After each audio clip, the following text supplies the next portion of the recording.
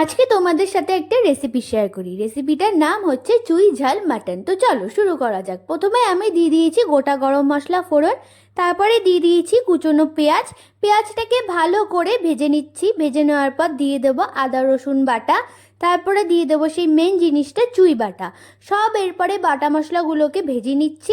ভেজে নেওয়ার পর দিয়ে দেবো পরিমাণ মতো সব গুঁড়ো মশলাগুলোকে, জিরের গুঁড়ো, ধনের গুঁড়ো, লঙ্কার গুঁড়ো, কাশ্মীরি লঙ্কার গুঁড়ো, তারপরে দিয়ে দেবো পরিমাণ মতো হলুদ, তারপরে দিয়ে দেবো কিছুটা পরিমাণের গরম মশলা গুঁড়ো, তারপরে দিয়ে দেবো কিছুটা পরিমাণের টক দই, তারপর দিয়ে দেবো স্বাদ মতো নুন আর চিনি।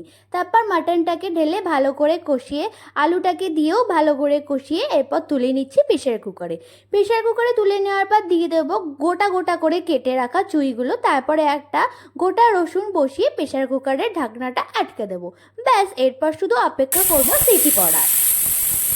তো রেডি আজকের রেসিপি চুই ঝাল মাটন। তোমাদের যদি রেসিপিটা ভালো লেগে থাকে লাইক, শেয়ার এবং সাবস্ক্রাইব করে দিও। টাটা।